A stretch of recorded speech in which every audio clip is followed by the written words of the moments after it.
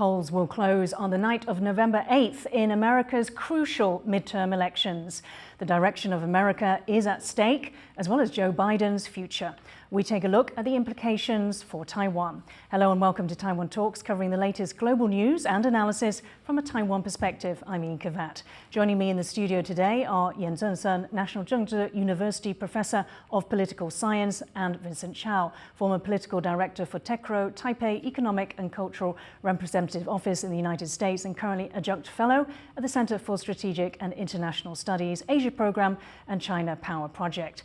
And earlier, I spoke to Michael Fonte, Director of the Democratic Progressive Party Washington Mission, and Craig Kafura, Assistant Director at Chicago Council, Public Opinion and Foreign Policy. Professor Vincent, a warm welcome to the show. Professor, you have worked for many years in the US and seen many elections. We're now just a day out. Some analysts are saying that the House will go to the Republicans and possibly even the Senate. What's your view? Oh, I think so far, if you look at all the prediction, we have about 30 House seats that are considered, we call toss-up 50-50, right? Without those 30 seats, Republican already have majority. The prediction was 219, that you need to have 218 to have the majority. So even if Republican lost all the toss-up seats, they will still have majority. But let's give it, half and half. Then Republican will get close to 230, and then Democrats will be probably 220, 205. So that would be the Republican majority. That's why everybody predict that Republican is going to have the majority in the House.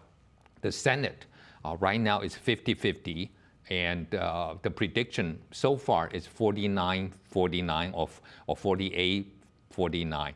So what we have is you have 4 toss-up states, so-called evenly matched states.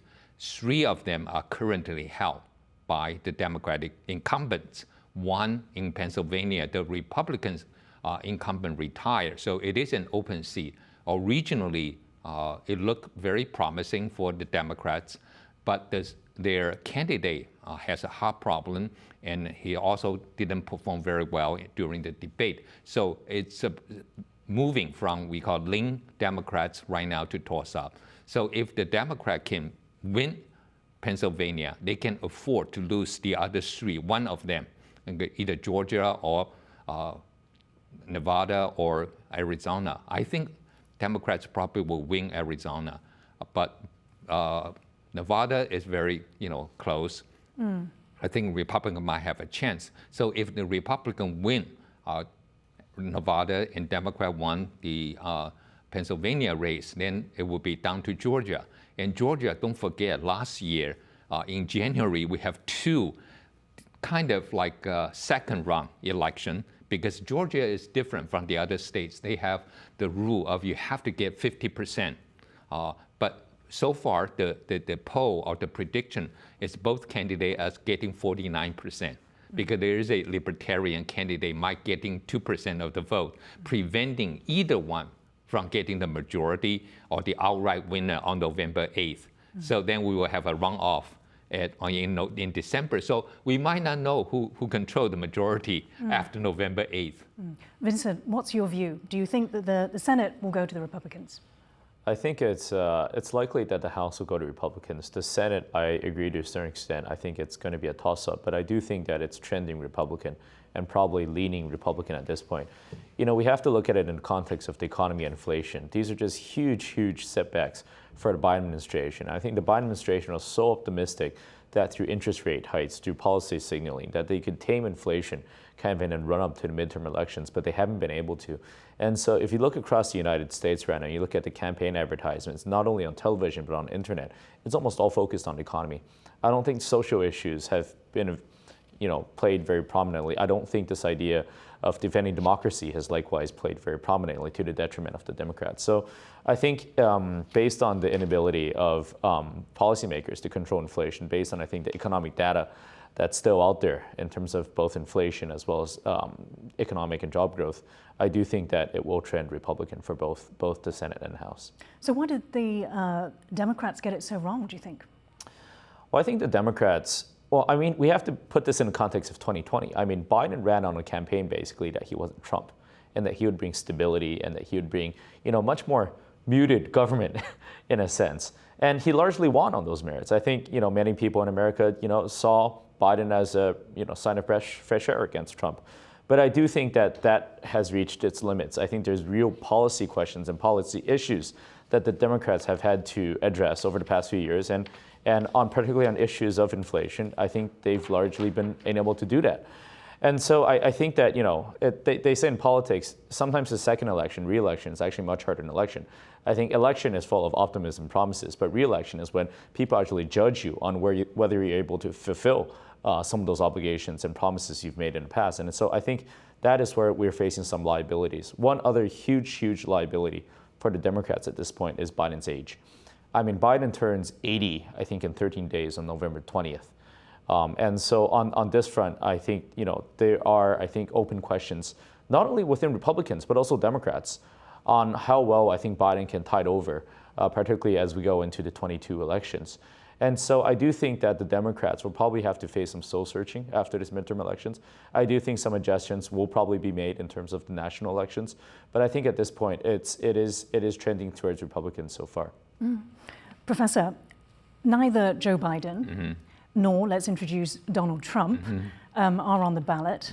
But as Vincent alluded to there, is a referendum on both of these, the current president and the past president. Would you agree? Well, I agree with, especially for midterm election, it's always a referendum on the performance of the ruling party, or in the US would be president himself. So that's why most of the time, if you don't get anything done, and in the midterm election, the ruling party, the president's party, would definitely lose. It depends on how much you lose. Sometimes 40 seats, 50 seats, sometimes only single seats, but average will be 25 to 30 seats. So it looks like in the House, it will be 25 to 30. But Democrat this year, at least in the Senate elections, out of the 35 seats, they at least got some good news, is that they have fewer seats to defend. The Republicans have more. And also Republicans have more open seats than Democrats. But at the end, if the Democrats cannot hold on to the Senate this time, next cycle in 2024, it will be the opposite. The Democrats have to defend more. So Democrat is going to lose the Senate anyway in 2024. 2022, they might have a chance to hold on. But 2024, it will not. So it is a referendum, and the ruling party needs to deliver. Otherwise, this will be, just a political cycle that's going to happen all the time.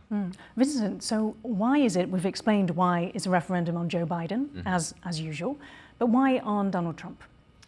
Well, I think, let me introduce one more character called Ron DeSantis, governor of Florida. And so I don't think it's actually just going to be about Donald Trump as we go into 2024. Now, obviously, I think Donald Trump has shown again and again throughout the past few years that even out of office, he's been a kingmaker for Republicans. And I think Republicans throughout the country, even folks that have criticized him at one point, have had to swear fealty to him, such as J.D. Vance and others, I think, Senate hopefuls. But my point being is that it's about Trump. It's Trump's show right now. But I think after midterms, it's going to evolve past that. And we're very much going to move directly into this idea of the upcoming 24 presidential elections. And I do think on the Republican side, we are going to see a bit of a mess there. Trump, at a recent campaign rally, has criticized Ron DeSantis for the first time, I think, despite the two having a relatively good relationship in the past. And that has upset a lot of conservatives. So if you go on Fox News right now, I think there are a lot of conservative commentators that are unhappy about sort of this turn of direction. And so I think on the Republican side, there's also going to be a bit of a mismatch, a bit of infighting, probably in the run-up. But on the Democrat side, I want to also introduce somebody else. But this person is a question mark at this point. And what the point about why this person is question mark is there doesn't seem to be a flag bearer for Biden going forward. Now, I do think that many American commentators are curious and, frankly, I think a bit suspicious about whether Biden will run again in 24. I do think that his age will make this a liability. And so I think that Democrats will be searching for a new kind of flag bearer in coming months, preferably within coming months, but if not in coming years. And I do think that as the conversation turns towards the 24 elections, we'll see the conversation move on from Trump and Biden into hopefully the next generation. I also want to ask, because this midterm election, Trump has endorsed a lot of extreme candidates to win in the Republican primary. We talk about Herschel Walker in Georgia, we talk about Masters in Arizona, as well as Dr. Oz in Pennsylvania, and J.D. Vance, Ohio. as Zhao mentioned, in Ohio. If they all won, and Donald Trump said, hey, I contributed to their win, and especially Georgia, Pennsylvania, Arizona, and Nevada. Why? Because all these 4 states were won by Biden, right, 2 years ago, within 2% of differences. So if Republican won this time, I think Donald Trump can very strongly take this argument that I won 2 years ago. Look at this vote. So they cheated last time. And so that's, I think, what he will try to make these 4 states or any kind of his endorsement who won the election as a referendum about his popularity and support. So that's, if they all won, I think he will try to, throw his hat into the 2024. Sure, so he might have a stronger argument. They might actually owe something to him. Vincent, just talking about this cheating aspect, of course, the campaign messages, some of the campaign messages from Donald Trump has been that, the 2020 election was stolen from him. On the other side, Biden has said democracy is at stake. So what's your view? Do you agree that there is an issue with American democracy? I'll put it this way. I think in democracies, people that win primaries don't necessarily win general elections. And I think in Taiwan, we've largely moved on from that. So if you look at both on our local as well as national elections, we actually hold public opinion polls, I think, on both the major parties in terms of attracting candidates that can appeal to more than just their kind of party base. And I think in the US, we're largely seeing the consequences of a system that's functioning not on the same wavelength as that. We're seeing a lot of candidates across the spectrum appeal to their political base to win the primaries, but then not necessarily do well in the general elections. So, to your question about whether the election was stolen, about other, I think, theories that have been out there within the U.S. mainstream media, I think that what we've seen during this election campaign is that, yes, I think a pretty large number, especially House candidates, more than Senate candidates, have subscribed to those theories. And I think at some political level, it's perhaps necessary for them to do so to avoid being outcast during the primaries and to have greater name attachment, I think, to Donald Trump, who's widely popular, I think, within many more hardline Republicans. And these are the sort of voters that normally play outsized role in party primaries. So I do think that we've seen a lot of these theories go around. We've seen a lot of media discussion about these theories. I do think that at this point, because we're not at the generals yet, I mean, we've obviously passed the primaries in the US, I do think we've seen a lot of candidates subscribe to that. I don't think that will necessarily be the case if and when they do take office. But let me end on this note. I do think that, from Taiwan's perspective, as we look at this, we don't take an opinion, at least on the government side, about US politics. I mean, this is a discourse that's very much for the American people. But I do think that, I think there's legitimate opinions on both sides. I think Republicans, I mean, if we look outside kind of the more kind of far-fetched theories, I think many Republicans do want to see greater election security. I think many Democrats do want to see greater access for voting. And I think largely on both of these ideas, these are consistent with ideas of democracy that we do hold here in Taiwan. Professor, Vincent mentioned, the comparison with Taiwan. Let's talk about Taiwan's democracy. Taiwan has been listed by The Economist in its Democracy Index 2021 as the 8th strongest in the world, the top full democracy in Asia. This has not been an easy path, and yet it has happened without war. What is it about Taiwan that has enabled the country to have such a successful democracy? Well, I think, at this time, even though I know Vincent's running for the election, I think in Taiwan, when people are not happy with the 2 major parties, there is still possibility to vote for the third party candidate, and the votes might count. Okay, let me try to explain this. In the local election, like the municipal assembly election, it's multi-member. So there is always possibility for smaller party to have some kind of representation.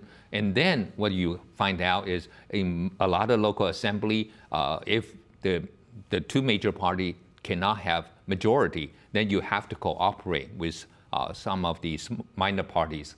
But even in the national legislature, we have so-called the non-constituent legislator who are elected based on percentage, proportional representative vote. If they get 5% of the votes, they get in. So that's why we have, People's Party there.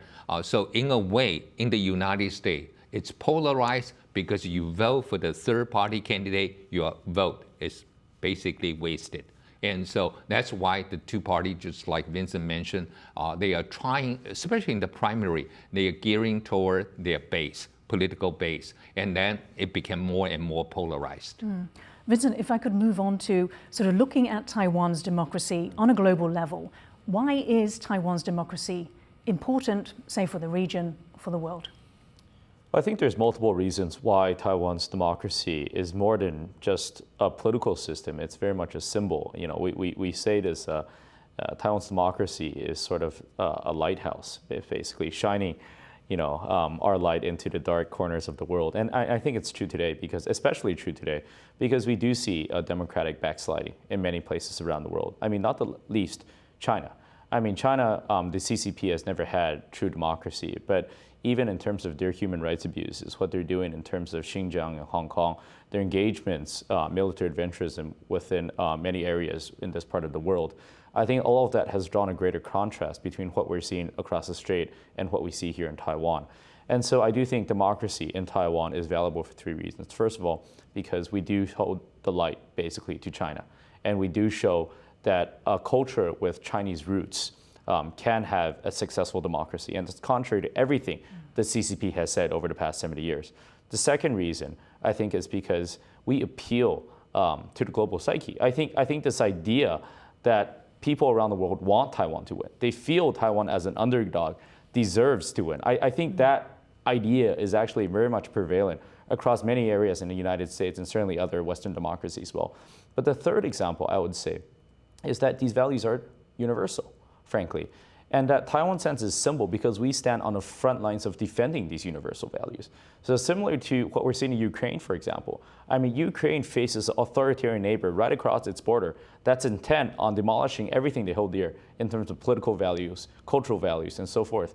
And I think we face a similar situation in Taiwan. So there's value just being on the front lines and being able to brunt kind of the assault, not only in terms of gray zone tactics, information campaigns, and even military adventurism.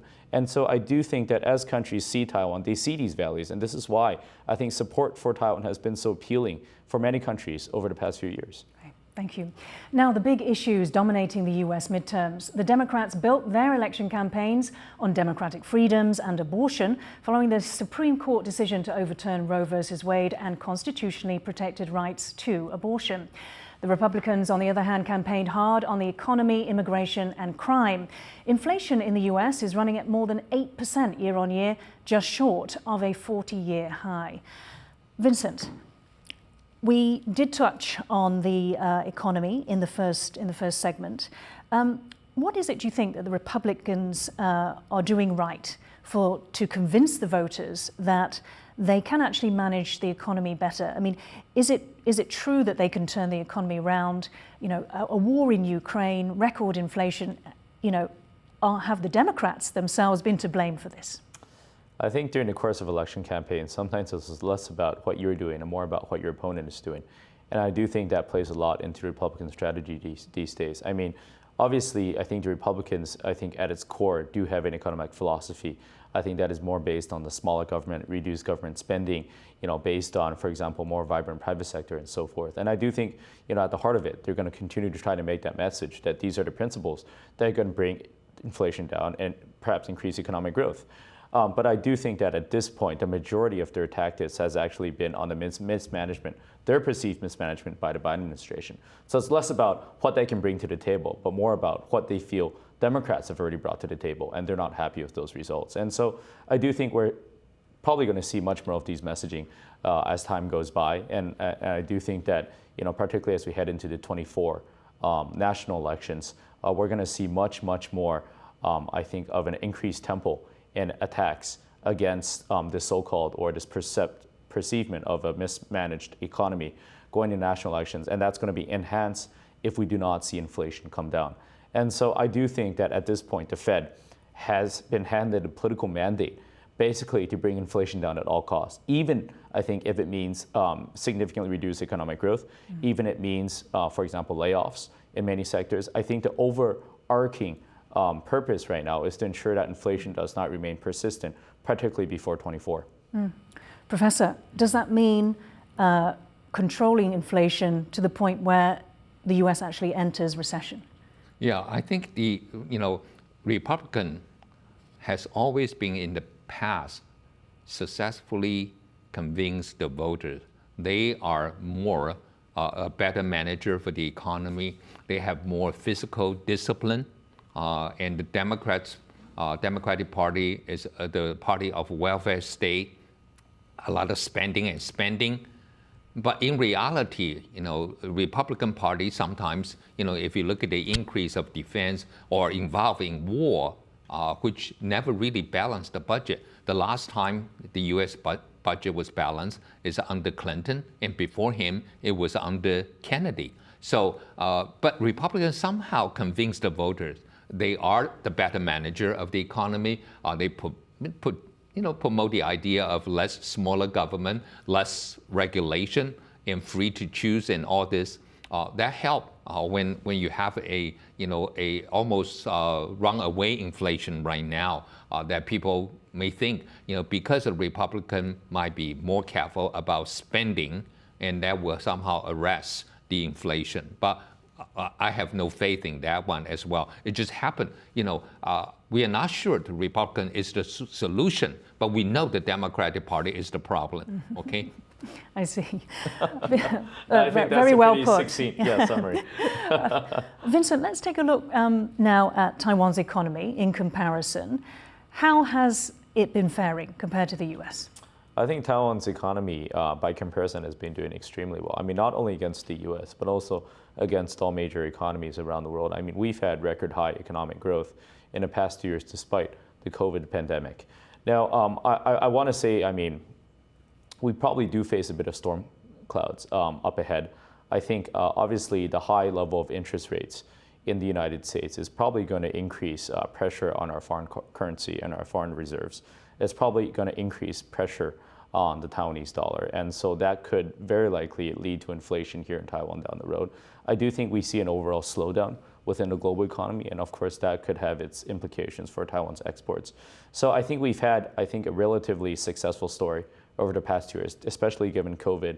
I mean, I think this is the first time during my living history that Taiwan has actually exceeded growth rates within the 4 other major Asian tigers within the past few decades. And so that is certainly something I think hopefully that we're able to upkeep. But at the same time, I do see some risks ahead for Taiwan. And I'm sure this is something that our economic ministries, our fiscal ministries are looking carefully into.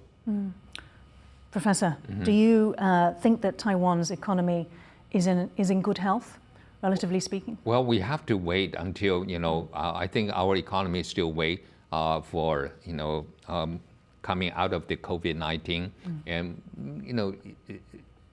the COVID-19 really, I think, changed the dynamic of a lot of countries' economy, including our biggest trading partner, China, right? So if China does not open its country, because of the COVID, it still has this kind of, zero tolerance policy.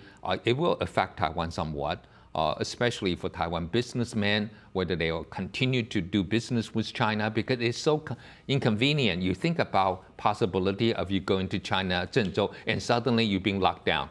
You cannot leave the town. So there is this risk. I think, if China's economy slow down, of course we slow down, just like 40 years ago, right? When people said, when America sneezed, the Japanese have a flu. In Taiwan, we have pneumonia.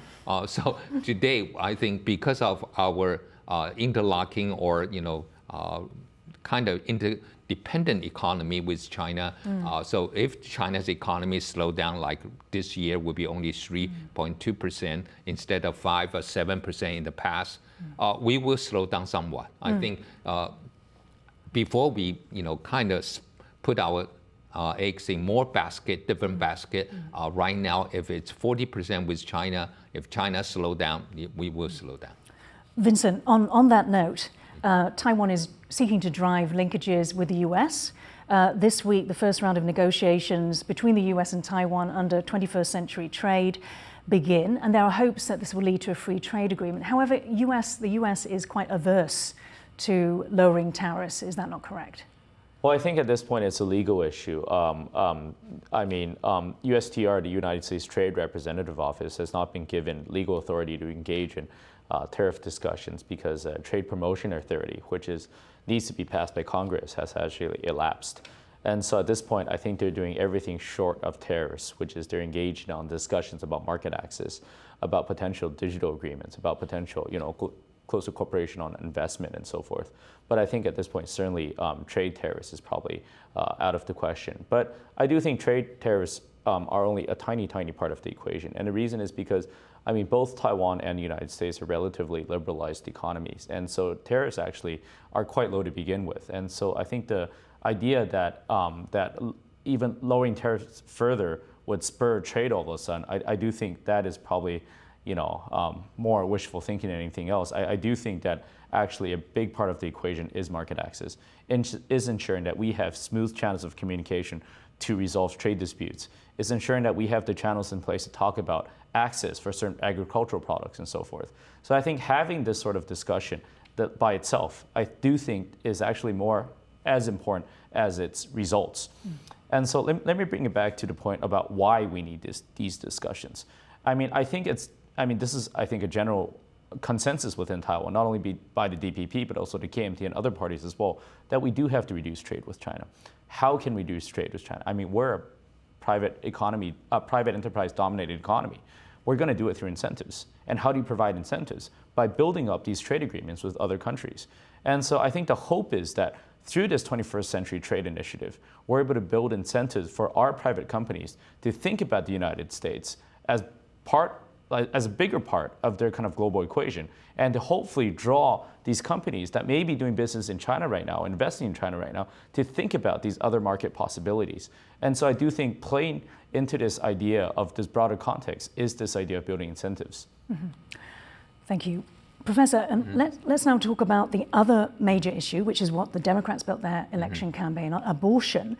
Well, abortion has never been a major issue. We don't even call abortion. I remember at the time when the legalized abortion was passing Taiwan, the name of the legislature is a preferable, birth control for Taiwan. That's the name of the policy of the legislation, 优生保健法. It's not called abortion at all, right? So it is not an issue. And I think in Taiwan, we never understand of course, in the past, before the law was passed, if you want to have abortion, you have to go to the back, alley to get a doctor which is not licensed to do it. But since then, we have no problem.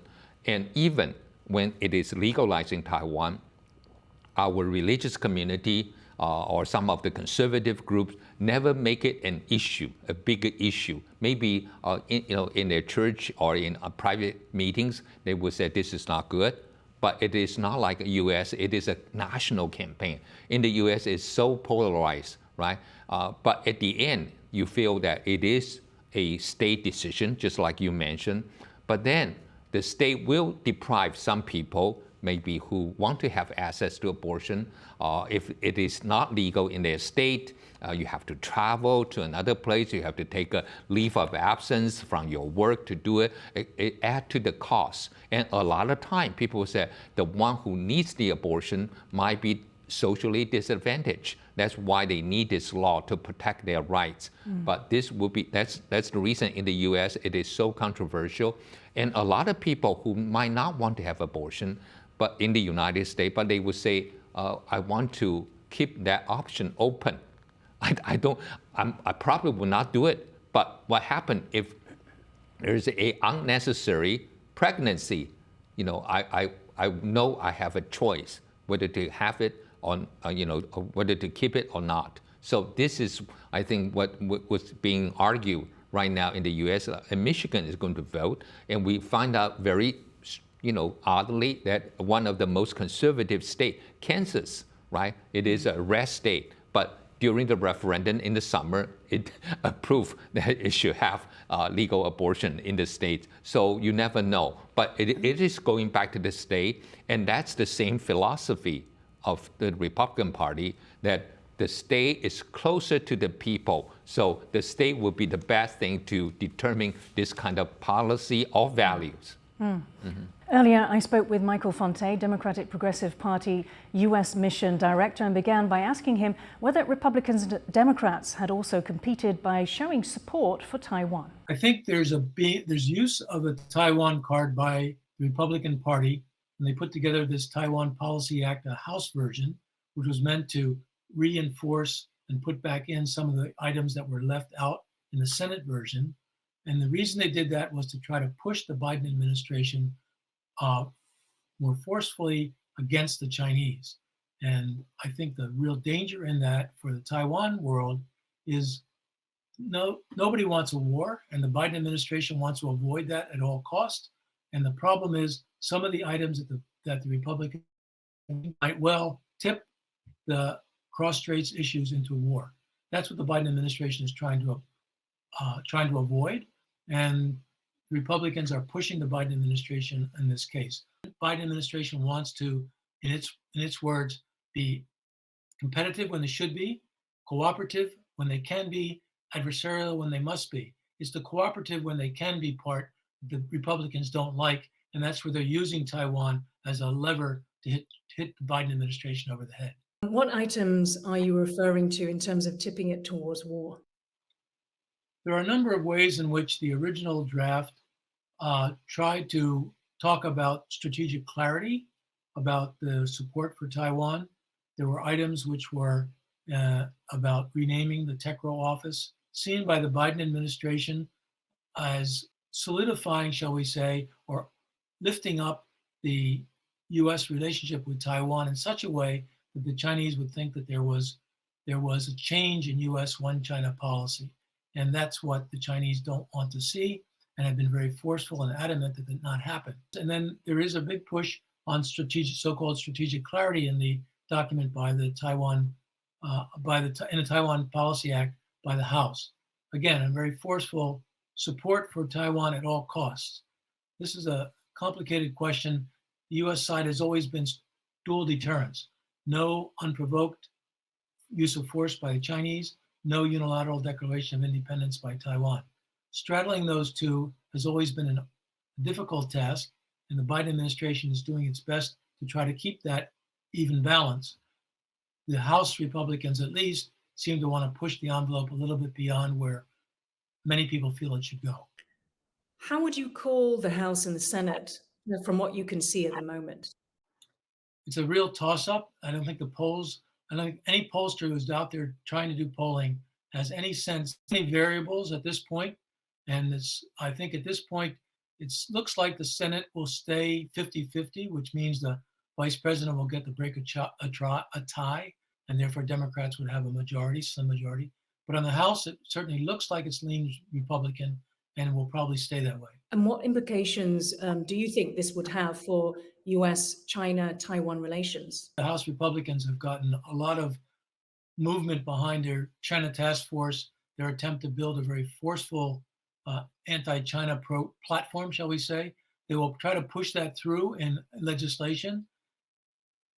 Legislation in the States is a very complicated process, as you probably know. They have to come to conference, and then it has to be signed by the president. I don't think anything that the Republicans in the House do will ultimately get into law or get into specific foreign policy platform of the Biden administration, but there'll be a lot of pushing and shoving at this point, and all of it's in a way to set up for the 2024 presidential and legislative elections. That's where the fight will really wind up coming, is are you strongly are you strong enough against the Chinese, who are a pacing threat at this point, or are you being too weak in your approach to them? That's the way I think the Republicans will try to cast the coming elections in 2024. You heard there from Michael Fonte, Democratic Progressive Party, Washington Mission Director, who spoke to me from Washington, D.C. Professor, are there any senators, representatives, governors of interest to Taiwan who could lose or gain seats? Well, you know, in terms of in the Senate, I think we care a lot about Marco Rubio of Florida. Originally, he was put on like lean Republican or likely Republican, but I think he's safe right now. So Marco Rubio, a friend of Taiwan, I think he's going to win the election. In the House, there's a picture of Representative Shaba, and his election right now is a toss-up. It's 50-50. Don't forget that in 2008, he lost the re-election campaign, and then he won it back in 2010. So his district, his first district of Ohio is, you know, a urban area, is in Cincinnati area. So every time, you know, like Ohio, this cycle lost one representative because of the population adjustment every 10 years, right? So every district is readjust. So sometimes if you're lucky, you get more of your party members in your constituency, but sometimes you don't. So Shaba right now is a little bit dangerous, but it's toss up. So I think he probably will be able to go through. The other one, Taiwan cares, should be Michael McCaul of Texas. He's the Foreign Policy Chairman of the House, but also Foreign Affairs Committee Chairman. But he also has no problem of getting re-elected. But because of his support for military assistance of Ukraine, there are some members wanted to remove him from the chairmanship. Okay, so that's, I think we might care. In the House, usually you have 3 terms as a chairman, 6 years. So if he just got in for 4 years now, so he should have another 2 years. But if he, you know, is challenged, is it removed from that particular chairmanship, it might hurt Taiwan's interest somewhat. But overall, I think, you know, if you look at the Senate, if you look at the House, the only thing I care is some of the senators, like Ron Paul, who are so-called the libertarian isolationist type. They said we don't want to spend money on, you know, military assistance to Ukraine, and also they are more America first, so-called the Donald Trump idea of America first. So if there is a military conflict between Taiwan and mainland China, are they willing to continue to do that, or they will say America first? So that's the only concern we will have. Let's pick up on what Michael Fonte said, Vincent. Sure. He talks about this balancing act. He talked about the Taiwan Policy Act, and how the Republicans are essentially using the argument that the Democrats aren't hard enough, that they're too soft on China. But this hasn't proven true, has it? Well, let me quickly jump first on the Congressional Taiwan Caucus part. On the Senate side, there's also 2 more names I wanted to throw out there, which is the co-chairs. I mean, Jim Inhofe, as well as Bob Menendez of New Jersey. And so Jim Inhofe is not running for re-election. He's retiring. So it does look like there will be somebody new in his position. But Bob Menendez is obviously not coming up for election this cycle of the Senate campaign, which is good. But I mean, in a broader context, I'll put it like this. We're either the first or second largest single country caucus within the US Congress. Sometimes India overtakes us, sometimes we overtake India. But my point being is that there's remarkable continuity between both parties. And there have been people that have dropped up, people that have, you know, joined in. And this has sort of been the cycle throughout history. So I don't expect any major changes from a policy perspective or a support perspective from the Congressional Taiwan Caucus. In terms of Mike's comment, so Mike's a great friend of mine. But you know, I do have to say, I do see things a tiny bit differently. I think we've seen remarkable continuity, I think, from the Republican Party to the Democrat Party. And certainly, I do think that China will be a factor. I don't think it's necessarily going to be the defining factor in the 24 elections. I don't see how Republicans can necessarily gain a lot of political points on attacking Democrats on the on the China front. And I do think that there is a growing strain of Republicans, like the professor said, that are more isolationist in nature and non-intervenist in nature. And so I do think that, again, obviously China will become a political issue. I don't think it will become the political issue. But I think what Mike was getting at was, you know, the perhaps let's call them more symbolic measures within, say, the TPA. So the renaming of TECRO, sure, that sort of thing. He names this as the elements that are, you know, that the Republicans could end up tipping Taiwan or cross-straits into war. I think so he seems to be drilling down to this aspect. I think this tug-of-war between symbolism and substance has gone on regardless of which administration is in power and which party controls Congress. I think as we work with the administration, obviously the US administration has tended to prioritize this idea of substance over symbolism. They feel that a lot more can be done under the scenes, and a lot less can be done if too much was brought into the spotlight and too much became the attention of Chinese ire. But however, I do think Congress, throughout its history, not just now, Congress has tended to be a bit more forward-leaning on many of these issues. So I see this as a natural part of the give and take of Congress's relationship with administration, and I don't feel that necessarily this will become a major political issue. Okay. Yep. I also spoke with Craig Kafura, Chicago Council Public Opinion and Foreign Policy Assistant Director, about Ukrainian fears a Republican-controlled Congress would cut US support for the war against Russia. House Minority Leader Kevin McCarthy's statements about not wanting to cut a blank check for Ukraine did attract a lot of attention, both at home in the United States and also in Europe and, of course, in Ukraine.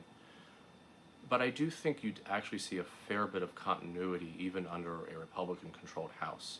You might see more scrutiny of Biden administration policy on Ukraine, but I don't think you would see a full cutoff of U.S. support for Ukraine. And in fact, other Republicans came out after that statement trying to voice their own support for Ukraine, emphasizing how important it is for the United States to stand with Ukraine. So I don't think you'd see a huge shift in U.S. policy. I will note, though, in the Chicago Council surveys, we do see a bit of a difference among the public on how concerned they are about countering Russia versus countering China. With Republicans, although concerned about Russia, they're far more concerned about China, while Democrats tend to be more focused on Russian issues. Would less support for Ukraine equal less support for Taiwan? So if you did see a slowdown or a significant reduction or even an end to American support for Ukraine, I'm not sure that would indicate a huge shift in terms of American priorities toward Taiwan. In statements in the past, House leaders and Senate leaders on the Republican side have made it pretty clear that they see China as the priority for the U.S. And in fact, so does the administration. If you look through the most recent national security strategy that came out just the other week, the Biden administration puts China front and center as the primary competitor and challenge to the United States. And I think everyone in the administration, in the House, and the Senate is going to remain very focused on China and certainly on Taiwan as part of the U.S.'s broader Asia policy. And I think generally what we've seen from Republicans is a tendency to be more concerned about issues in Asia rather than necessarily issues in Europe with Russia. So even if you did see cutbacks to US aid to Ukraine, I don't think there's going to be a lot of consequence for Taiwan, barring some unforeseen development. You heard there from Craig Kafura talking to me from Seoul about Republican concerns about China outweighing their concern over Russia.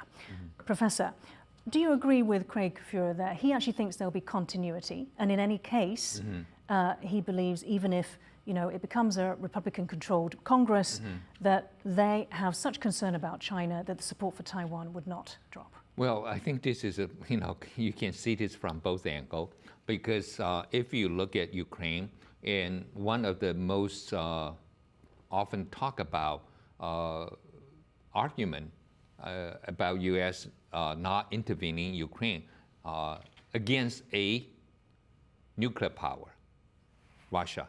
That's the most important part of, and probably people agree with Biden on that one the most.